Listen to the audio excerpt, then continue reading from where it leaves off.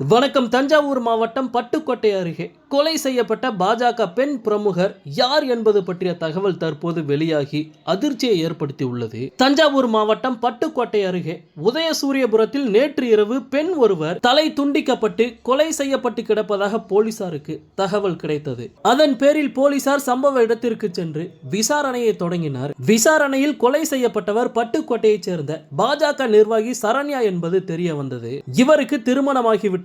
இவர் மதுரை மத்திய தொகுதி பாஜக மகளிர் அணி பொறுப்பாளராக இருந்து வந்தார். இந்த நிலையில் நேற்று இரவு சரண்யா கடைக்கு சென்று விட்டு வீடு திரும்பிக் கொண்டிருந்தாராம். அப்போது மர்ம நபர்கள் சிலர் அவரை ஓட ஓட விரட்டி படுகொலை செய்ததாக தகவல் கிடைத்துள்ளது. முன்விரோதம் காரணமாக இந்த சம்பவம் நடந்ததாக தெரிகிறது. இது குறித்து போலீசார் விசாரணை நடத்தி வருகிறார்கள்.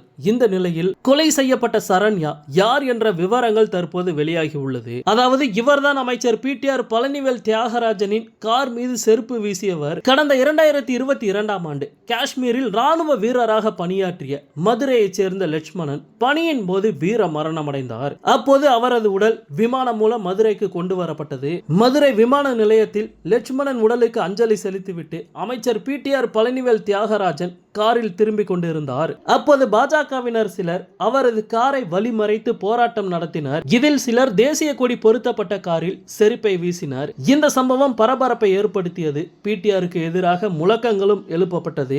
இந்த நிலையில் செருப்பு வீசியதாக பாஜக மகளிர் அணியைச் சேர்ந்த சரண்யா உட்பட 30 பேர் மீது வழக்கு பதிவு செய்யப்பட்டது. இந்த வழக்கை ரத்து செய்ய கோரி மதுரை உயர்நீதிமன்ற கிளையில் வழக்கு போட்டும் நீதிபதி அந்த வழக்கை ரத்து செய்ய மறுத்துவிட்டார். நீதிபதி புகழேந்தி கூறுகையில், ஒரு அமைச்சர் பயணிக்கும் போது அதிலும் அவருடைய வாகனத்தில் தேசிய கொடி இருந்தது. அந்த வாகனத்தின் மீது செருப்பு வீசுவது என்பது தேசிய கொடியை அவமதிக்கும் செயலாகும். அது மட்டுமில்லாமல் மிகவும் அருவருக்கத்தக்க வகையில் அமைச்சரை திட்டி கோஷம் எழுப்பி உள்ளீர்கள். எனவே அமைச்சர் ஒருவர் மீது காலணி எறிந்த விவகாரத்தில் வழக்கை ரத்து செய்ய இயலாது என நீதிபதி திட்டவட்டமாக தெரிவித்தார். இந்த நிலையில் நேற்று கொலை செய்யப்பட்ட பாஜக நிர்வாகி சரண்யா அமைச்சர் பிடிஆர் பழனிவேல் தியாகராஜன் மீது செருப்பு வீசியவர் என்பது குறிப்பிடத்தக்கது.